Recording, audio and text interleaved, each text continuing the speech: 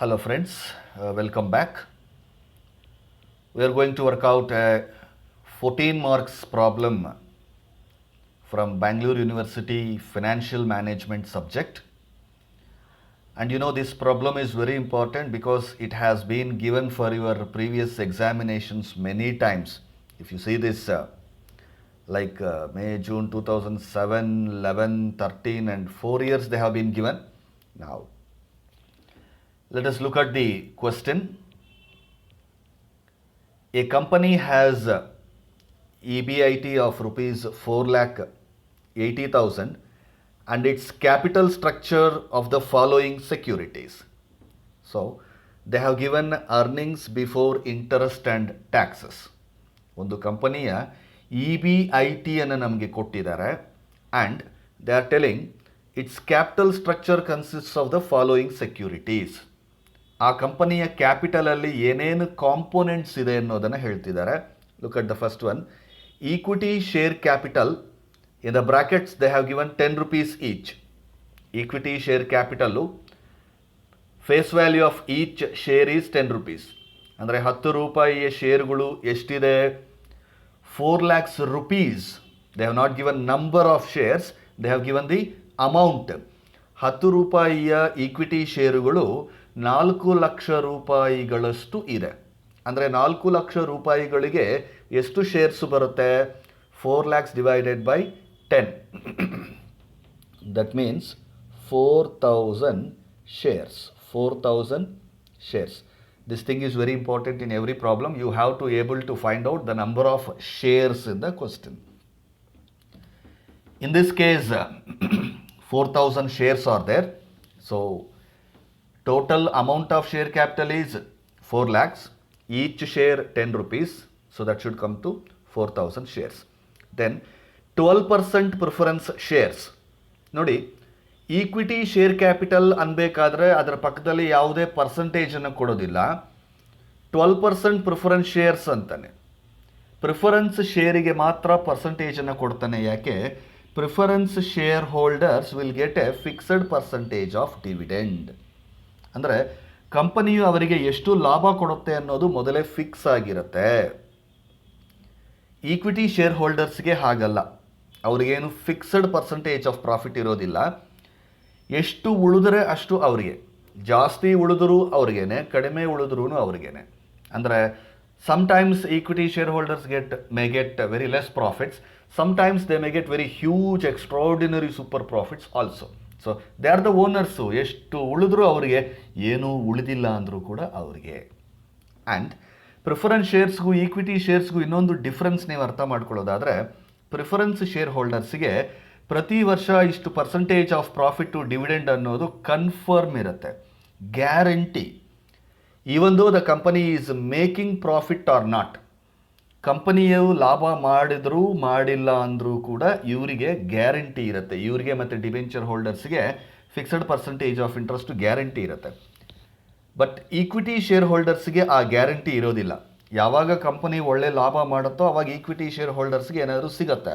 Company ಲಾಭ ಮಾಡಿಲ್ಲ, ನಷ್ಟ ಮಾಡಿದೆ ಅಂತಂದರೆ, if the company is making losses or incurring losses, equity shareholders will not get any dividends. That's the most important difference between equity shareholders and preference shareholders. Now, we have 12% preference shares here. How much? 6 lakhs rupees. 6 lakhs rupees. And, sir, they have not given the face value of preference shares. ಬೇಕಾಗಿಲ್ಲ ನಮಗೆ, ಬೇಕಾಗಿಲ್ಲ. Equity share ಹೋಲ್ಡರ್ಸ್ಗೆ ಮಾತ್ರ ಕೊಟ್ಟಿದ್ದಾರೆ. ಯಾಕೆಂದರೆ ನಾವು earnings per ಶೇರನ್ನು calculate ಮಾಡಬೇಕಾಗತ್ತೆ.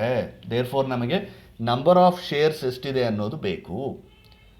Preference share ಹೋಲ್ಡರ್ಸ್ಗೆ ನಾವು EPS ಮಾಡೋದಿಲ್ಲ. ಪ್ರಿಫರೆನ್ಸ್ ಶೇರ್ ಹೋಲ್ಡರ್ಸ್ಗೆ fixed percentage of preference dividend ಕೊಟ್ಬಿಡೋದ್ರಿಂದ they are not eligible to calculate EPS. Hence we don't need the number of shares of preference shares. ಹಾಗಾಗಿ ಅವರ ಪರ್ಸಂಟೇಜು ಟೋಟಲ್ ಅಮೌಂಟು ಇದ್ದರೆ ಸಾಕು ನಮಗೆ.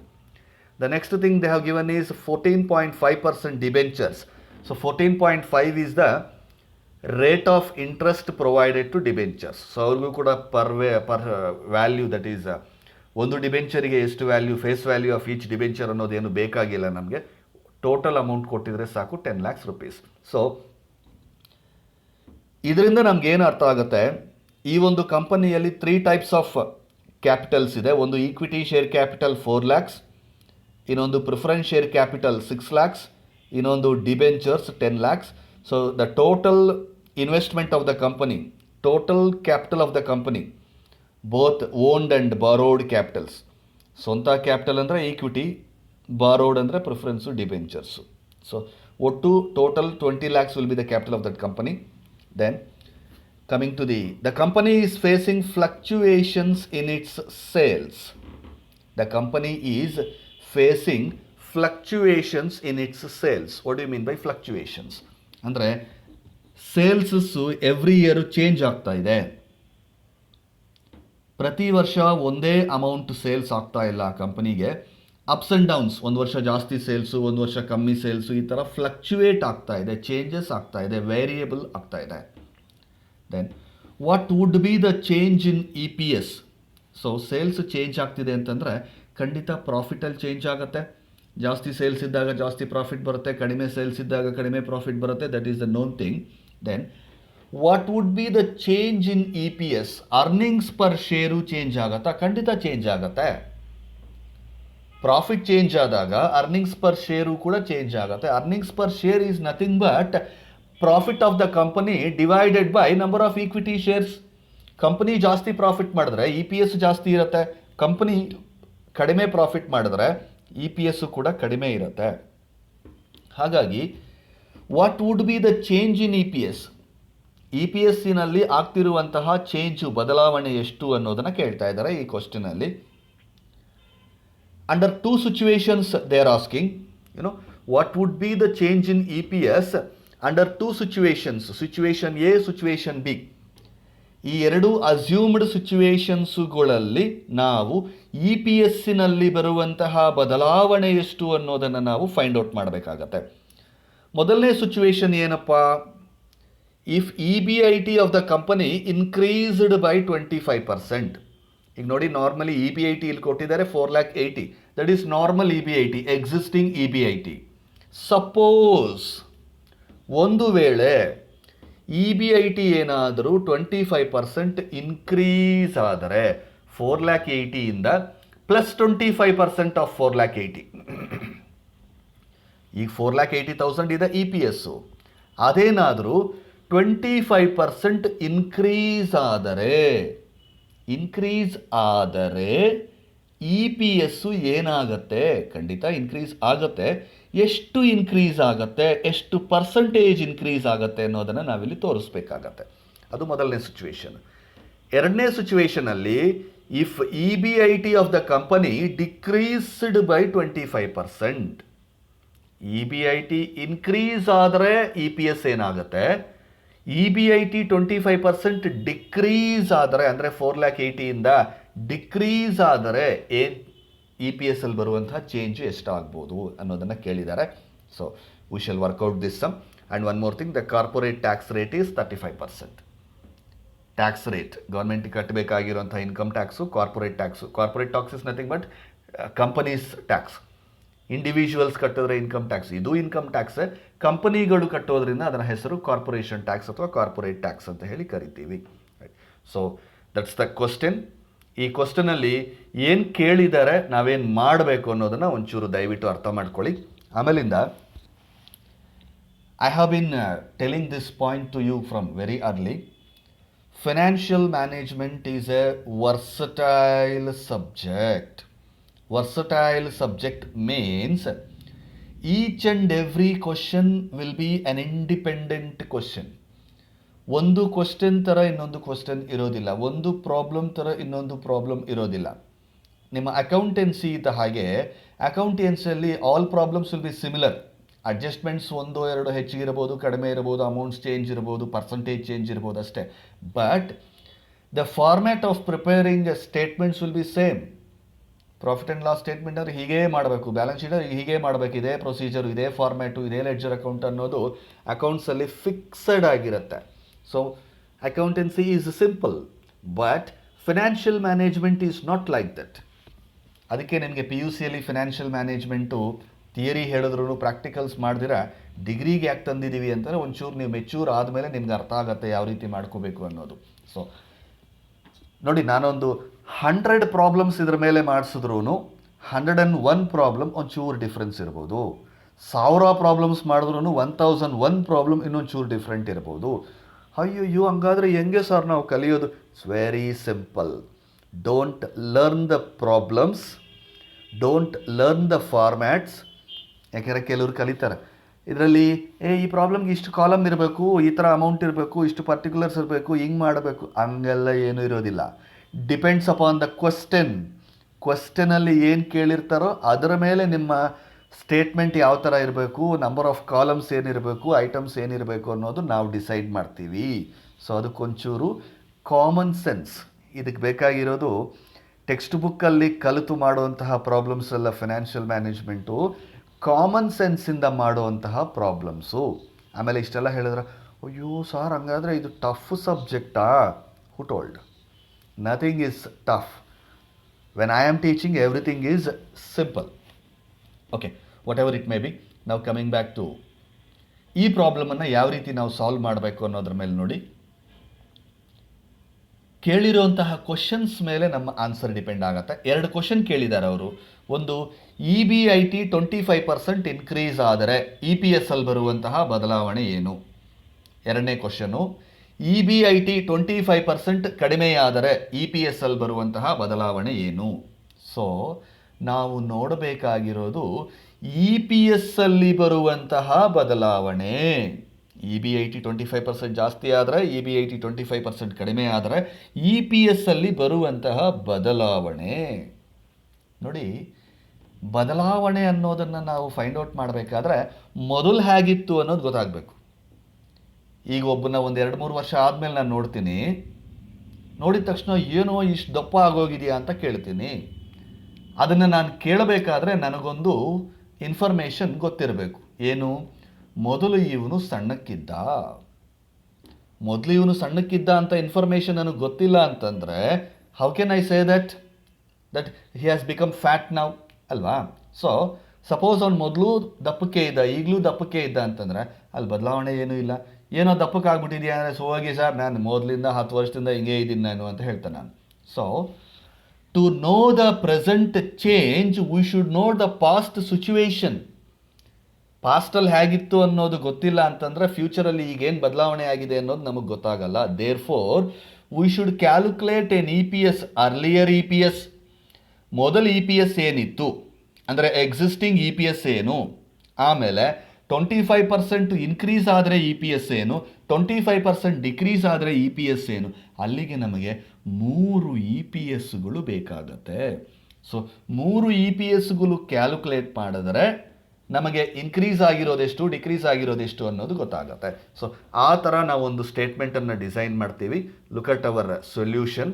ಪ್ರಾಬ್ಲಮ್ ನೋಡಿ, our income statement. No, everything we prepare income statement only. ಇದಕ್ಕೇನಾದ್ರು ಬೇರೆ ಡಿಫ್ರೆಂಟಾಗಿ ಮಾಡ್ತೀವ? Nothing. We prepare income statement for all the problems. This is also an income statement we are preparing here. The heading should be calculation of earnings per share under different EBIT levels. ಬೇರೆ ಬೇರೆ EBIT ಲೆವೆಲ್ಸ್ಗಳಿಗೆ EPS ಅನ್ನು ಯಾವ ರೀತಿ calculate ಮಾಡಬೇಕು ಅನ್ನೋದಕ್ಕೆ ಒಂದು statement ಮಾಡ್ತಾ ಇದ್ವಿ. And again this is a income statement. Format ಎಲ್ಲ ಇನ್ಕಮ್ ಸ್ಟೇಟ್ಮೆಂಟೇ.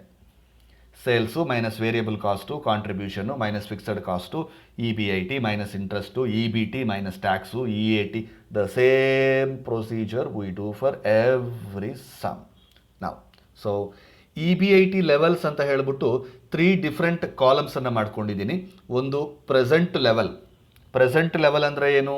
ಇಲ್ಲಿ ಕ್ವಶನ್ ನೋಡಿ, the company has EBIT of 4,80,000 ಅಂತ ಕೊಟ್ಟಿದ್ದಾನಲ್ಲ, ಅದನ್ನು ಪ್ರೆಸೆಂಟ್ ಲೆವೆಲ್ ಅಂತ ತೊಗೊಂಡಿದ್ದೀವಿ. ಸೊ 4,80,000ಗೆ present level of EBIT.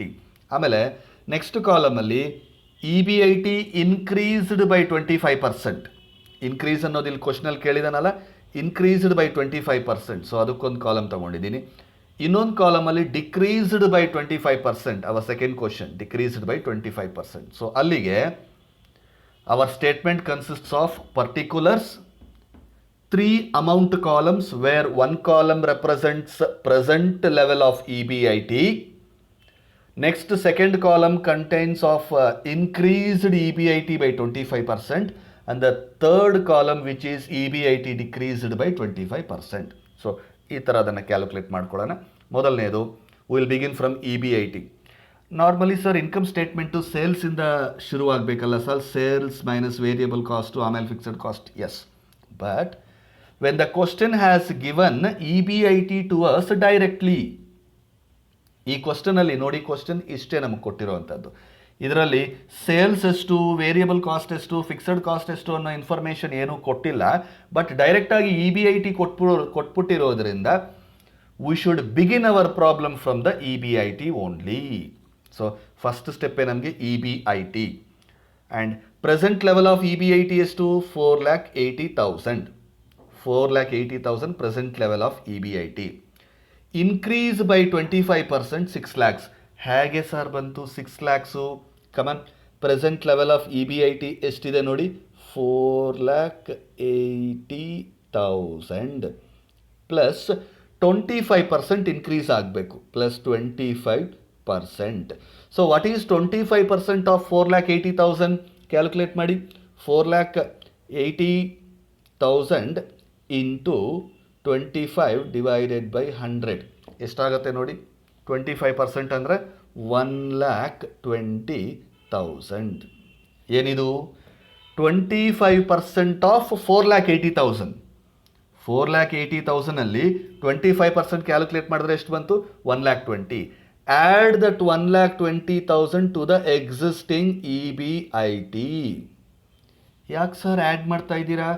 Increase ಆಗ್ತಾ ಇದೆ. ಇನ್ಕ್ರೀಸ್ ಆಗ್ತಾ ಇದ್ರೆ ಆ್ಯಡ್ ಮಾಡಬೇಕು ಅಲ್ವಾ? ಈಗ ಸಪೋಸ್ ಲೆಟಸ್ ಸೇ 100 rupees ಇದೆ, 25% ಇನ್ಕ್ರೀಸ್ ಮಾಡಿ ಅಂತಂದರೆ 25 ಆ್ಯಡ್ ಮಾಡಿ ಅದಕ್ಕೆ. So 100 should become 125. ಆ್ಯಡ್ ಆಗಬೇಕಲ್ಲ, ಇನ್ಕ್ರೀಸ್ ಅಂದರೆ add. Therefore add this, you will get 6 lakhs.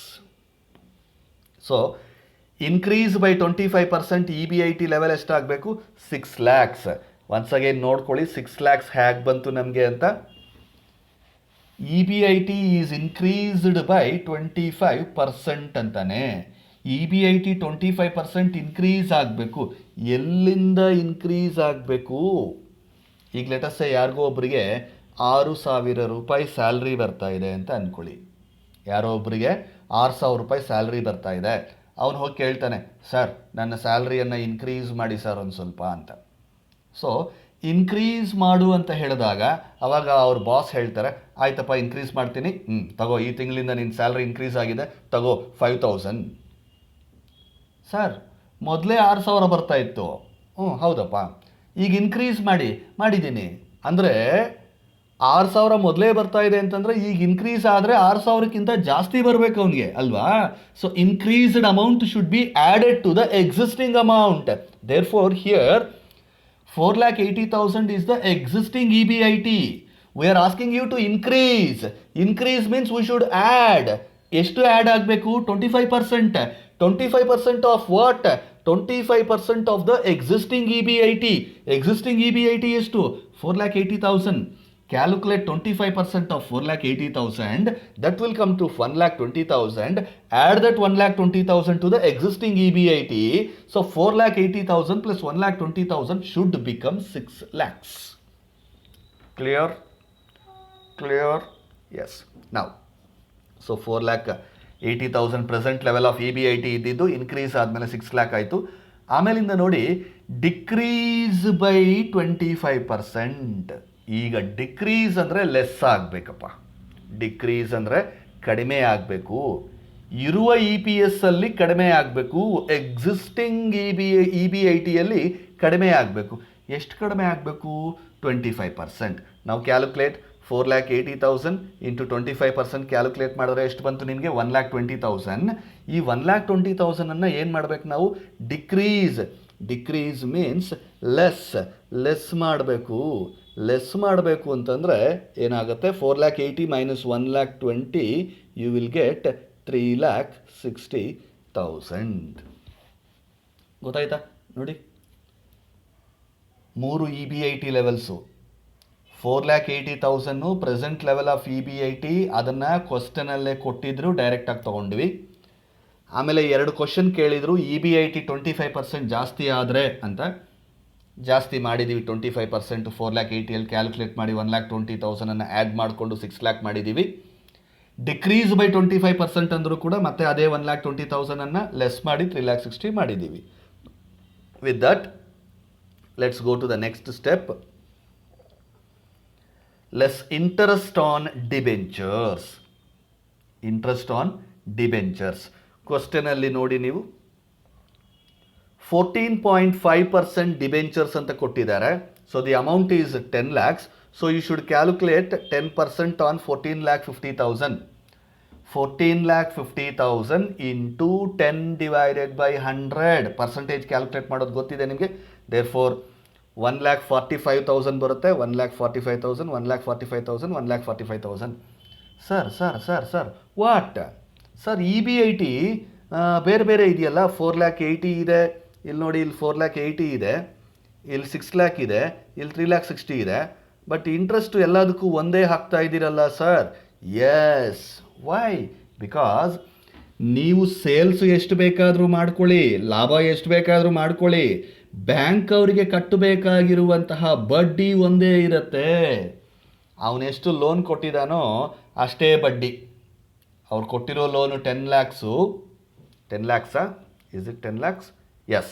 So 10 lakhs. ಆ 10 lakhs ಮೇಲೆ 10 lakhs into 14.5 divided by 100. So 1,45,000. Actually ಇವನು 10 lakhs ಅಂತ ತಗೋಬೇಕಿಲ್ಲಿ, ಯೂಸ್ಲೆಸ್ ಫೆಲೋ ಇವನು. Right.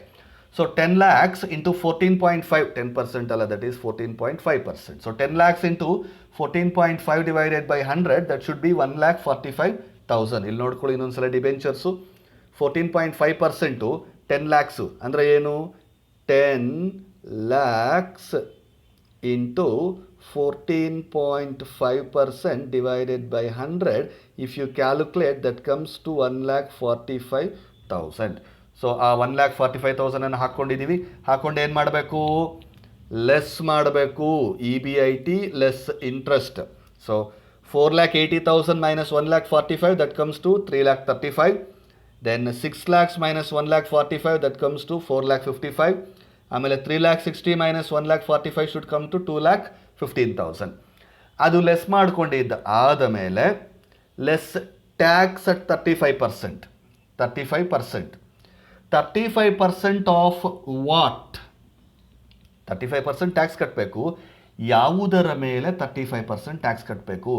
Tax is always paid on EBT, earnings before taxes ಬರುತ್ತಲ್ಲ ನಮಗಿಲ್ಲಿ.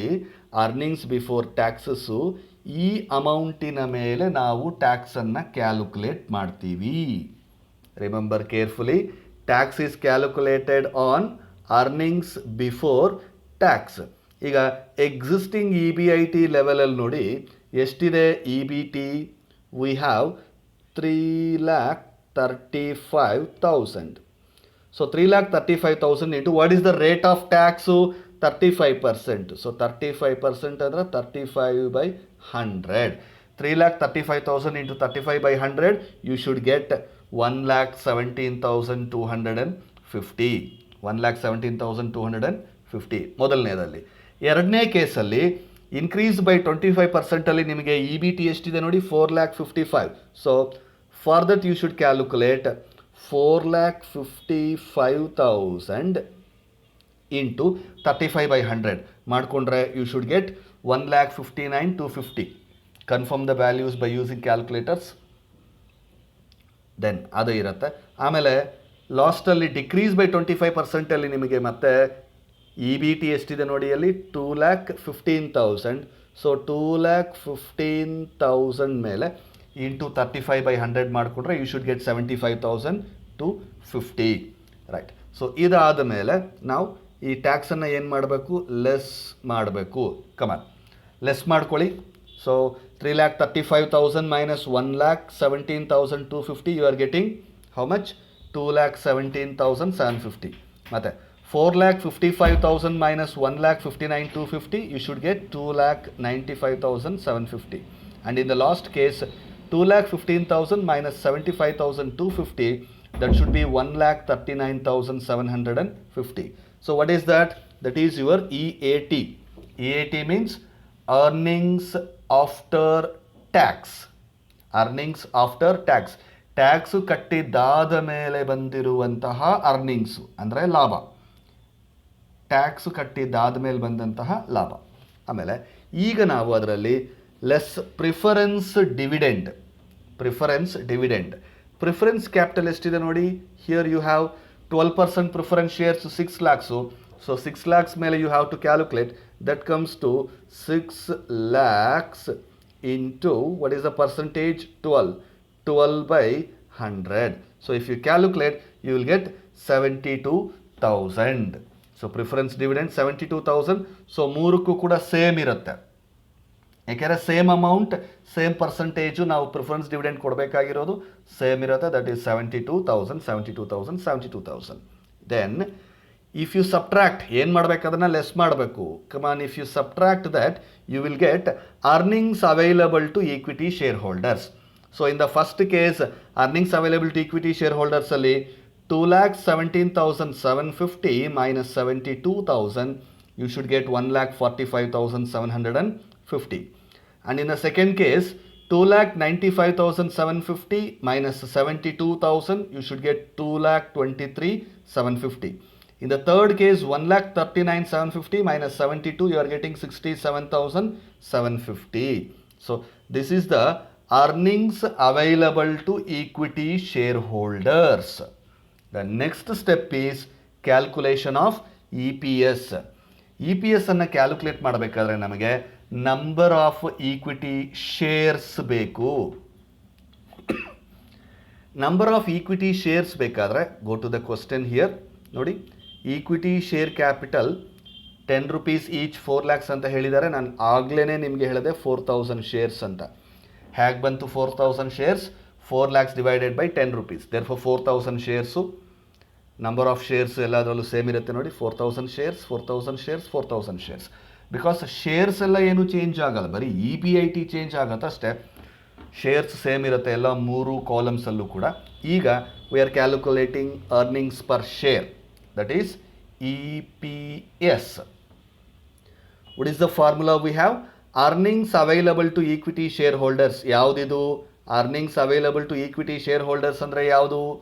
ನಾವು ಇಲ್ಲಿವರೆಗೂ ಸ್ಟೇಟ್ಮೆಂಟ್ ಮಾಡಿಬಿಟ್ಟು EBIT less interest less tax less preference dividend ಮಾಡಿದಾದ್ಮೇಲೆ ಬರುತ್ತಲ್ಲ, ಅದೇ earnings available to equity shareholders. So that amount divided by number of equity shares. Where is number of equity shares? ಇಲ್ಲಿದೆ.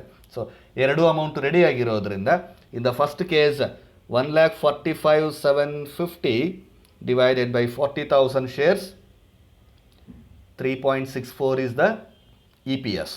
In the second case, 2,23,750 divided by 40,000 shares, that should be 5.59. Then in the third case, 67,750 divided by 40,000, you are getting 1.69.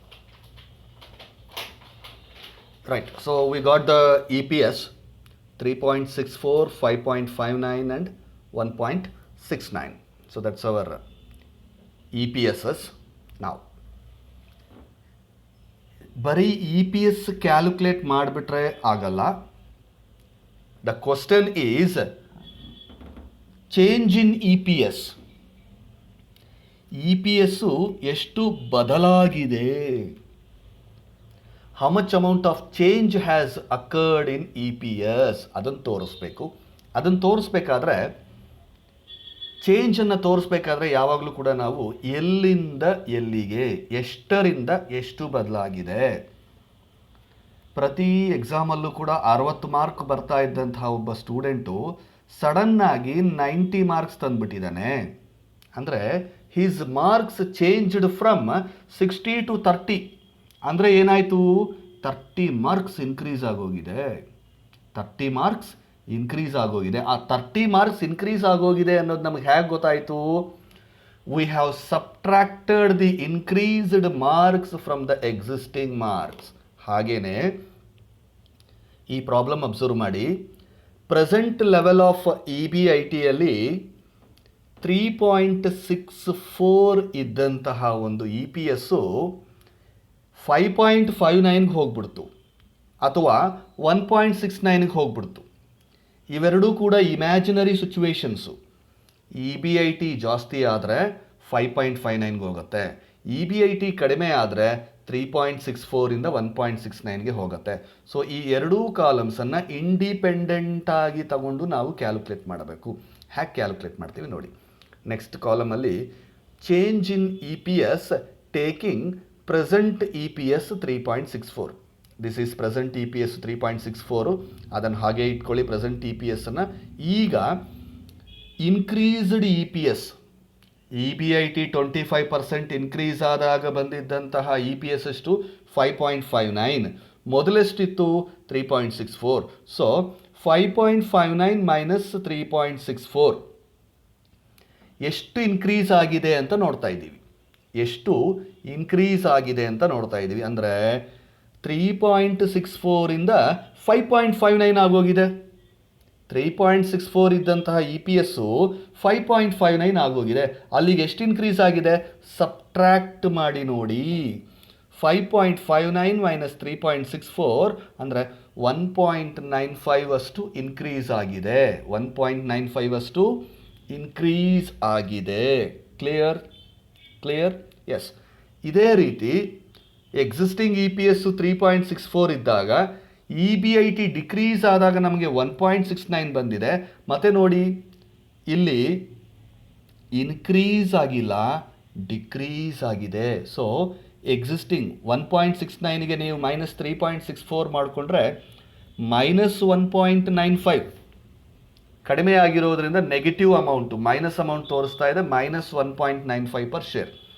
ಸರಿ, ಇಲ್ಲೂ 1.95 ಇದೆ, ಇಲ್ಲೂ 1.95 ಇದೆ, ಅಲ್ಲಿ positive, ಇಲ್ಲಿ negative.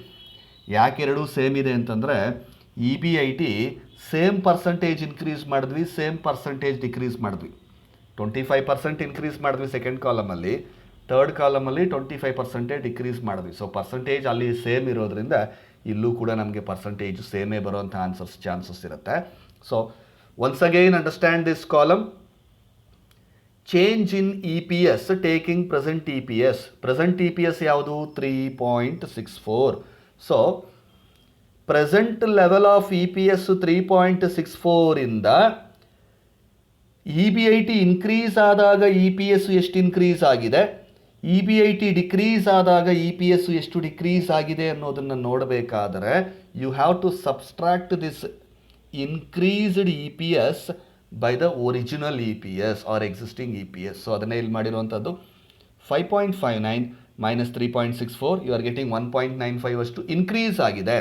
In the same manner 1.69 minus 3.64 subtract ಮಾಡಬೇಕಾದ್ರೆ ಈ ಎಕ್ಸಿಸ್ಟಿಂಗ್ ಇ ಪಿ ಎಸ್ ಅನ್ನೇ ಎರಡೂ ಕಡೆ ಸಬ್ಟ್ರ್ಯಾಕ್ಟ್ ಮಾಡ್ತಾ ಇದ್ದೀವಿ ನೋಡಿ. 5.5ನಿಂದ 3.64ಅನ್ನು ಸಬ್ಟ್ರ್ಯಾಕ್ಟ್ ಮಾಡಿದ್ದೀವಿ. ಇಲ್ಲೂ ಕೂಡ 1.69ಇಂದನೇ 3.64ಅನ್ನು ಸಬ್ಟ್ರ್ಯಾಕ್ಟ್ ಮಾಡ್ತಾ ಇದ್ದೀವಿ.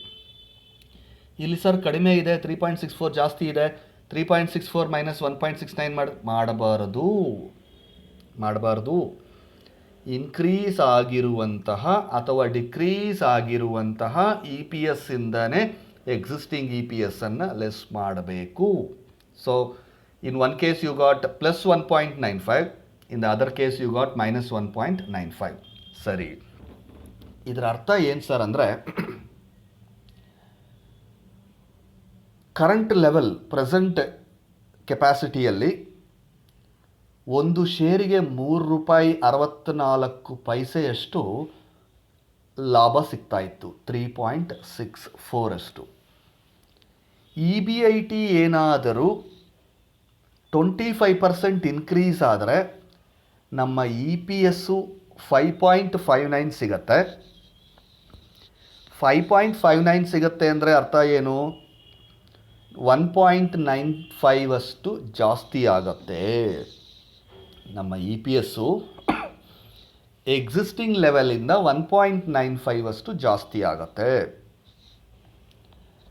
Suppose E B I T ಏನಾದರೂ 25% ಕಡಿಮೆ ಆದರೆ ನಮಗೆ ಈಗ ಸಿಗ್ತಾ ಇರುವಂತಹ 3.64 ಇ ಪಿ ಎಸ್ಸಿಂದ 3.64 ಸಿಗಲ್ಲ, ಕಡಿಮೆ ಆಗಿಬಿಡುತ್ತೆ, 1.69 ಸಿಗುತ್ತೆ ಅಷ್ಟೇ.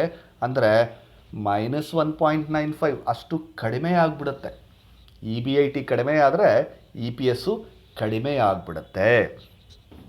ನಾವು let's calculate the percentage of change in E P S. Percentage variation in E P S.